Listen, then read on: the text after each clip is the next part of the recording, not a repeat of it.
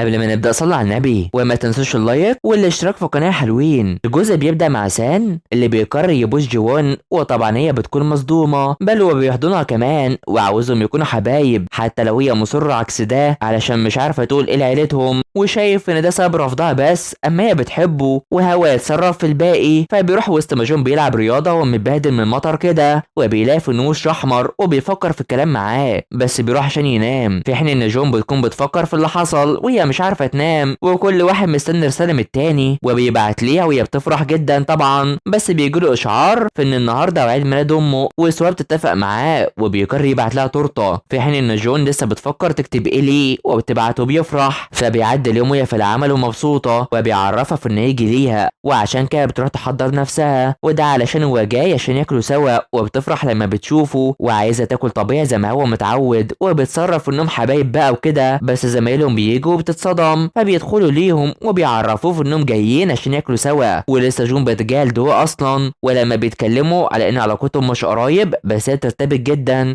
بيكون لسه شاكك فيهم، فبيروح يتكلم معاهم علشان مش عاوزين حد يلاحظ علاقتهم دي خالص، وبيروحوا يمشوا من غير سان اللي هيفضل معاه شويه، بس هي بتمشيه على طول. فجاي بيكون بيفكر وبيلاحظ ده، وعشان كده بيعرفوا في ان شاف هيون ام جون وبيطمن عشان كان مفكر في انه تعبان، فبيعرفوا ان شافها صدفه، وبتكون رافضه تتكلم على الماضي لما قالت انها قتلت شخص، وهو عاوز ان جون يعرف الحقيقه ويعرف كل حاجه، وبتفضل مش عاوزه جون يعرف بيها خالص علشان هي بتشوفه من بعيد من وقت للتاني، بس علشان هو بيوحشها، وبيفكر في نوع القتل اللي حصل ومش عاوز يعرف جون باي حاجه، وبيفكر في ان لازم تعرفه علشان تعرف سبب قطع علاقتها بيه. ومن هنا بيقرر يروح لبوسان عشان يتكلم معاها، وعاوز ان جون يقابلها ويفهم منها كل حاجه فعلا. فبيفكر في ان ده يشغله جدا عشان من وقت ما رجع هو كان بيعمل حاجه مش عارفينها. فبنروح لدال اللي بتكون مكبره نفسها، وبتقابل الشخص الغريب ده واللي هي مش حباه، وبيسالها عن تفاصيل، بس انا جون بيجي والكل بيعجب بوسامته دي، وبيروح لها وبيعرفها في انها في ميعاد متدبر وبتخونه ولا لا، وبيبان عليه التاثير، والشخص اللي معاه بيتصدم، وبيكون بيمثل وهي بتندمج وبتقول في انه حبيبها ومش راجل عادي، واللي معاه مش بيصدق ده وبيمشي على طول، وهي بتركز فيه. فبتمشي معاه بيعرفها في ان اللي بيشوفها يقول انها معجبه بيه فعلا. وفجاه سمسار بيقابله وبيعرفه ان البيت اللي شافه اتباع النهارده واللي بيكون ب 800 الف دولار، وده اللي بتتصدم جدا. فبيروح يقعد معاه بيعرفها في انه بيفكر في انه يشتري بيت وعاوز يعمل له مفاجاه، وبتعرفه انها لما تفوز في القضايا الاشخاص بيجيبوا لها تفاح، وهي بتحب الفراوله، وبيكون فاهمها وبيعرفها في انه فهمها، وبيروح يمشي على طول، وبيعرفها في انها كويسه ويخرجوا سوا. فجاب بيكون بيشوف عن سوق العقارات اللي في نص البلد، وبيفكر في استئجار مطعم، وده لجون، وهي بتفرح في انها يساعده وانها تكلف 100 الف على الاقل. فبيروح والمس بتعجب بوسامته الكبيره دي، وبتعرفه ان جاي بيحبه، فبيدخل له وهو بيتفق على المتجر اللي عايزه، وبيروح عشان ياكل من طعامه، وبيفكر في انه بيعيش معاه هنا وياكل براحته احسن، وعشان كده بيعرفه في انه يشتري بيت، وبيديله المال ده علشان هو كان هياخد رايه، وبيشوف انه جمع اكتر من 800 الف دولار، وبيعرفه انه يشتغل في مطاعم وجمع المال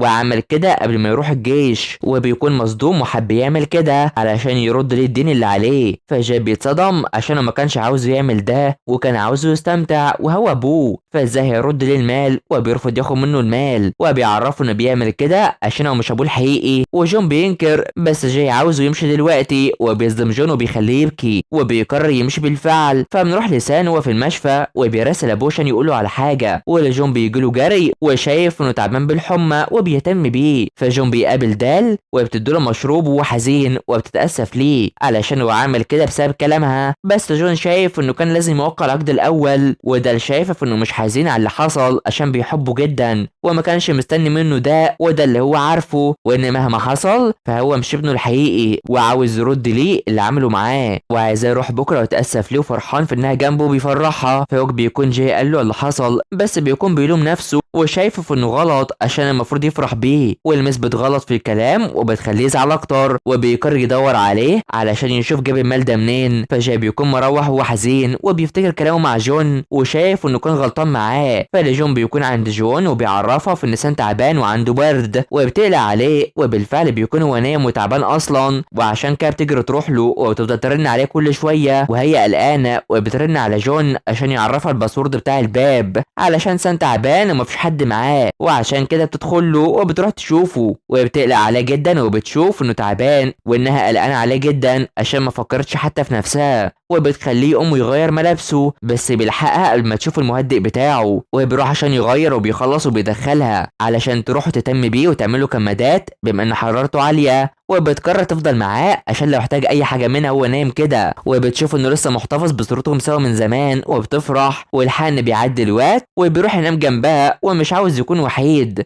وبتتكلم عن انها شافت صورتهم من زمان سوا وانه احتفظ بيهم، والحاف انها اشتاقت ليه برضه. فبيعدي اليوم مع ووك اللي بيفرح بالطعام وبيعرفوا ان جون كان عرض ازياء فعلا وعشان كده جمع المال وبيفرح بيه. فسام بيكون بيجهز الطعام لجون اللي بتفوق وبتروح تاكل وبتحبه جدا، بس بيجي لهم رساله بيعرفهم عن عمل جون واللي بيبعت له وبيتصدم انه عارف، وبيروح يجري على طول للمطعم وبيكون معلق صوره كمان وفخور بيه، فالكل بيتكلم عليه وجاي بيفضل فخور بيه بس بيروح له وبيروح يهتم معاه بالعمل، وكل سكان القريه شايفين في انه بقى مشهور خلاص وبيساعد معاه كمان وحابينه جدا وشايفين في انه شبه جاي ومش عارفين حقيقته اصلا، وهي مش قادره تمشي كده وبتكون لسه متغيرتش باسلوبها ده، فبيطمن عليها وهي لسه شايفاه بيسخر منها برضه وشايفه في ان حياتها وحشه علشان هي كانت بتفكر في نفسها وده اللي حصل لها، وان اكيد ده بسبب ذنبه وذنب سان واللي بيتكلم على سان اللي راح ليهم، وشايفه في انه يرجع تاني علشان مش هيقدر يعرضها ومش حاببها وهي كده، وبتضايق اكتر وبيمشي. فسو بتجيلها وبتفكر في انهم يروحوا لسان وجات هنا عشان تزوره عن قصد وبتخليها توافق، فجون بتجري وبتروح ترسم على صوره وبيستغربوا، بس امها بترن على دال وبتكلمها فبيروح ياكلوا، وجون بيروح يجيب دال اللي بتكلم امها واللي لسه بتقل منها وعايزاه تتجوز شخص كويس، وبتجيب اللوم عليها وبتخليها تبكي وتتاسف، وبتكون بعتت لها مال كمان وبيشوفها وهي حزينه وبيفكر في ان ده حصل بسببه، بس بتنكر وبتروح عشان ياكلوا، فبتروح تشوف معامله جون مع ابوها وبتحزن، بس بتروح وجون بتخلي الكل ياخد توقيع من جون اللي دال في باله بس بتخليها تاكل، فبيعدي الوقت وجون بتوصل دال ودال بتتفق معاها المقابله وبتروح العمل، وسام بيرن عليها وعاوز انهم يتقابلوا على العشاء وبيتفقوا سوا هما فرحانين، ودو بتعرف انه خارج في ميعاد وعايزه تعرف هويه حبيبته، فجون بيعرفه في انه كان عاوز يعمل حاجه تفرحه وبيخليه يجي وقت ما هو عايز، بس بيجي رساله بتصدمه وبيروح يتحجج وبيمشي، بس هو بيجي رساله من خالته بتعرفه في ان امه هنا وبتعرفه مكانها، وبيقرر يروحوا بيلاقي قاعده في المطعم ده بالفعل، وده وهي بتضحك ومبسوطه وجون مصدوم وبيفتكرها وبيبكي وبيفضل مركز فيها وحزين كتير وبيمشي في النهايه، فجاي بيتكلم مع ووك وبيفكروا يعملوا ايه مع الستات دي، في حين ان جون بتجهز نفسها عشان العشاء مع سان وهي مبسوطه وبتطلع عشان تمشي معاه وهي خايفه لحد يشوفهم، وبيفكروا يقولوا مين الاول، وفجاه بيلاقوا جون قاعد حزين بس بيقعدوا جنبه